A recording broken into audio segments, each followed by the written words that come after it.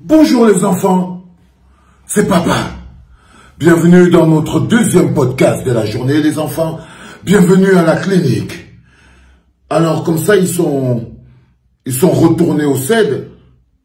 J'ai vu sur internet que Bruno Bidjara-Piccolo, Amugolo Zomlo et toute la compagnie, ils sont restés très tard au tribunal militaire Yoda et puis ils sont retournés au CED. Pourquoi? Pour complément d'enquête. Hein, Piccolo? Vous êtes retourné au CED.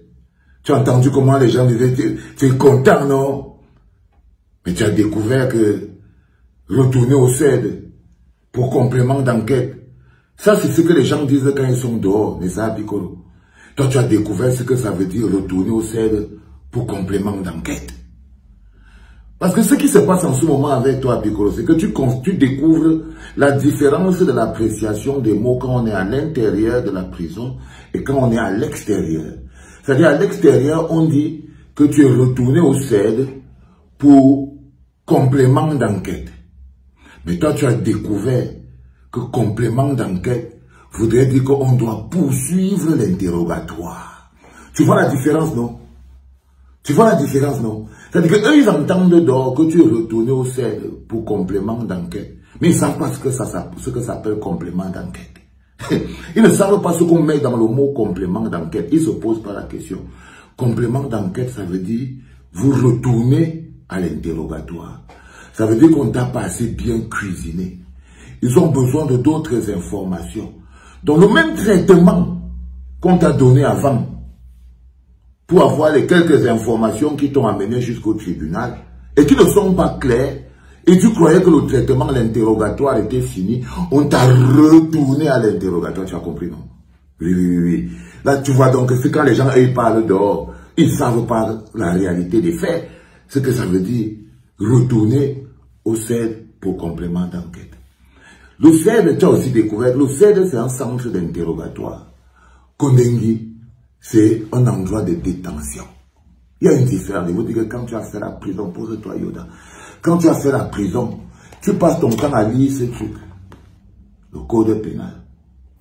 Et tu connais déjà tout. Même si tu étais un voleur de poulet, tu deviens un avocat. Mais spécialisé. Donc, le CED, c'est un centre d'interrogatoire.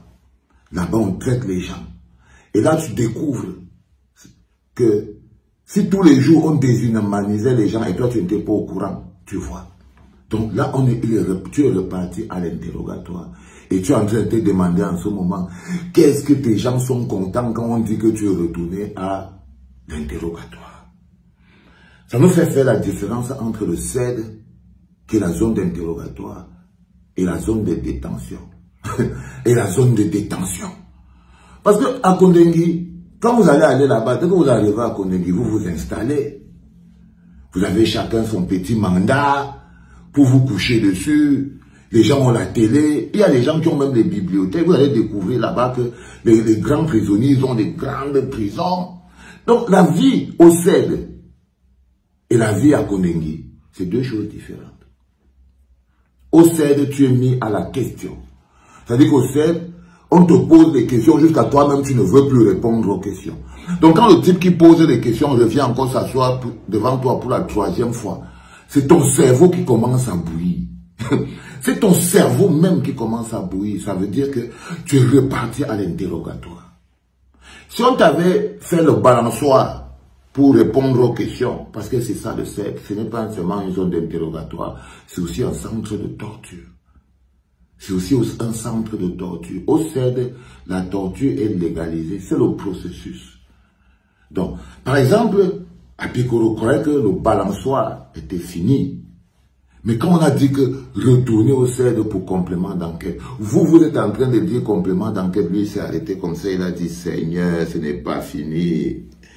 Ce n'est pas fini. Cet interrogatoire va continuer. Il va repartir se coucher par terre au CED. Le CED, c'est un centre de torture. C'est un centre de torture.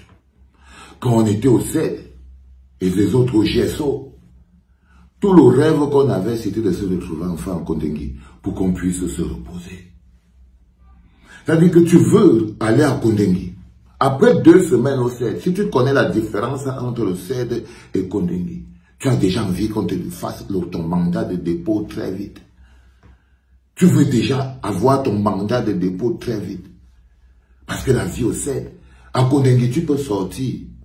Tu marches dans la cour, le soleil touche ta tête, tu causes avec les gens, tu discutes. À Kondengi, tu peux sortir. Il y en a qui réussissent même à avoir suffisamment le charisme, ils tournent les gardiens de prison.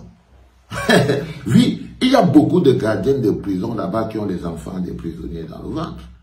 Beaucoup. Beaucoup de gardiens de prison.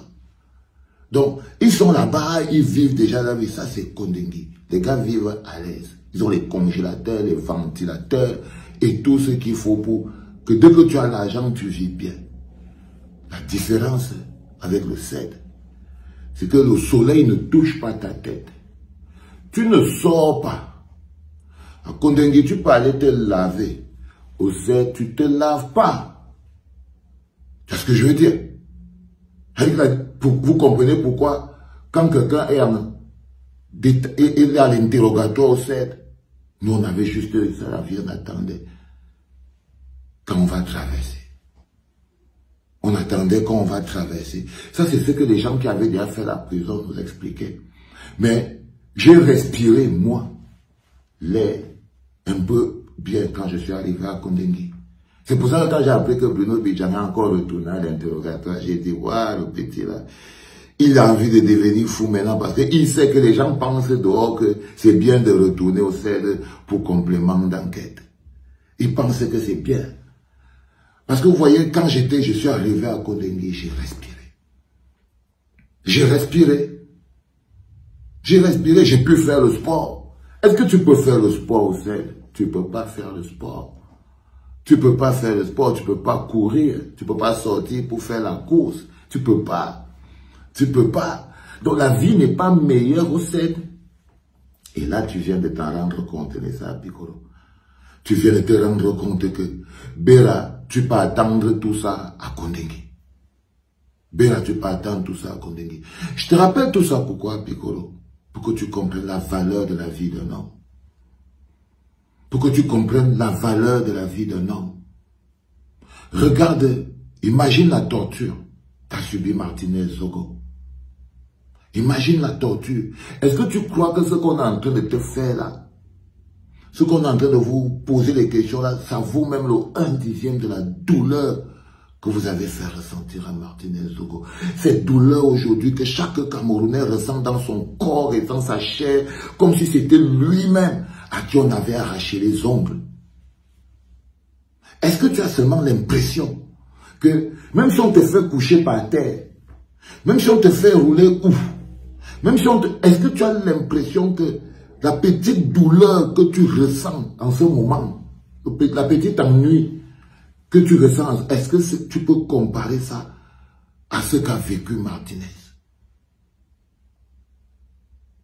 Est-ce que ça a quelque chose à voir avec enlever à quelqu'un sa langue dans la bouche? Est-ce que ça a quelque chose à voir avec enlever les ongles? Est-ce que ça a quelque chose à voir avec lui faire bouffer sa propre merde? Tu vois l'échelle des douleurs? Comprends la douleur du peuple camerounais. Cette douleur, nous ne pouvons pas compter. On ne peut pas l'encaisser et l'avaler. Parce que si le peuple avale cette douleur, c'est le poison. Laissez imaginer un seul instant que les responsables de l'assassinat de Martinez Zogo peuvent sortir et partir, que cet assassinat peut rester comme ça, sans que personne ne soit interpellé. On aura empoisonné ce pays. C'est le poison. Le peuple, on ne peut pas, nous ne devons pas avaler. Nous devons maintenir cette pression. Nous devons demander. Ils vont essayer même de nous faire perdre du temps et croire que non, on va se fatiguer. Non, on ne se fatiguera que lorsqu'on les aura déposés à Kondengi. Parce qu'on le doit à notre pays.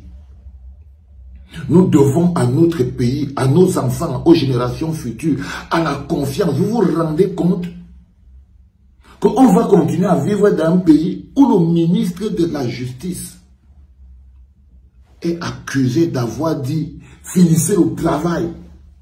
Et le bonhomme est là au calme.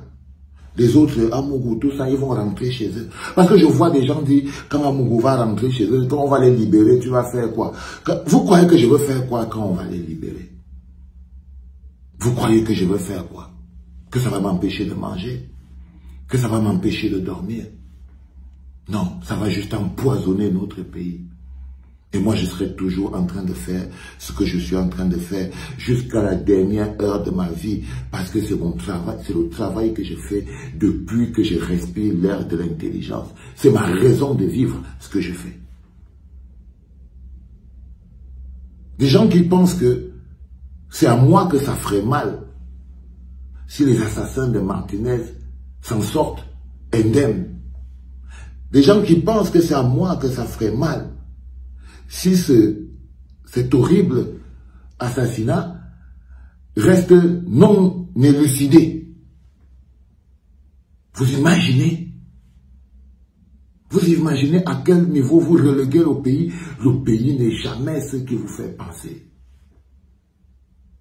Vous ne vous rendez pas compte que la souffrance est la base de la construction. Un peuple se construit dans la souffrance.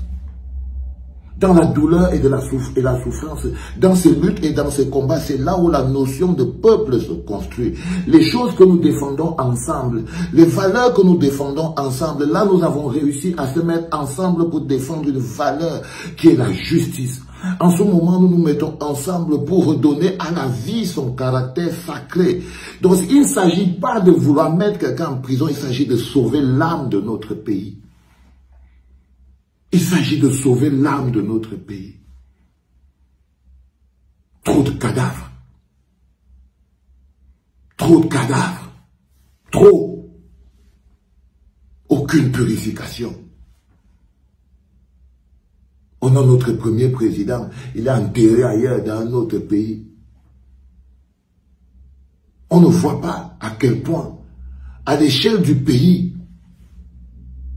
nous subissons une malédiction parce que nous n'arrivons pas à être dignes. Nous n'arrivons pas à être un peuple. Nous n'arrivons pas à penser ensemble. Nous n'arrivons pas à faire bloc. Nous n'arrivons pas à avoir des valeurs communes. En ce moment, un homme, un frère, un Camerounais a été assassiné par d'autres Camerounais. Et on ose avoir sur la toile des gens qui sont... Les autres vont sortir, les autres... Non, est-ce que vous vous rendez compte? À l'échelle des valeurs, regardez un peu comment on parle du... C'est du Cameroun dont on parle. Quand vous regardez en Côte d'Ivoire, au Sénégal, par exemple, on dit que au Cameroun, ce qui s'est passé au Cameroun, on ne dit pas ce qui s'est passé dans la famille de Martinez Zogo. On ne dit pas ce qui s'est passé dans les médias. On dit ce qui s'est passé au Cameroun.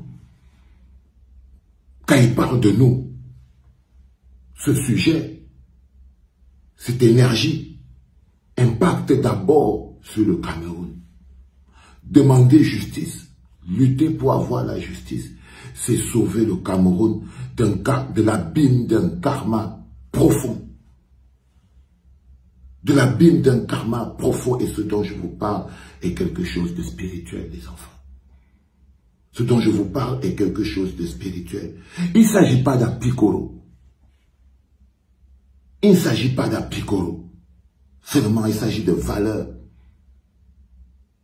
Il s'agit de valeur, il s'agit d'énergie, il s'agit de l'âme de notre pays. Vous croyez que la petite douleur que le Zomloa a à dormir pendant qu'on lui posait des questions, ça vaut quoi par rapport à la douleur qu'a subi un mec comme Martinez? Cette douleur, notre pays doit l'exorciser. Parce que si nous laissons, si nous passons à autre chose, nous en payerons le prix en tant que peuple et en tant que pays. Nous en paierons le prix en tant que peuple et en tant que pays, chacun d'entre nous jusqu'à nos enfants. Qu'est-ce que vous pensez? que quelque chose, si ces gens s'en sortent de là, sans être punis, qu'est-ce qui va encore les stopper? Qu'est-ce qui va encore les stopper? S'ils peuvent arriver à commettre un crime aussi odieux, et qu'ils s'en sortent, ça devrait même vous faire peur. Et qu'ils s'en sortent, qu'est-ce qui va encore les arrêter? Qu'est-ce qui va encore les arrêter? Donc il s'agit de valeurs. Il s'agit de morale. On peut utiliser tous les mécanismes possibles et nécessaires de communication. L'objectif reste le même. C'est dans la souffrance qu'un peuple se construit. Souffrons ensemble. Ayons des repères communs de lutte ensemble. Écrivons notre histoire ensemble.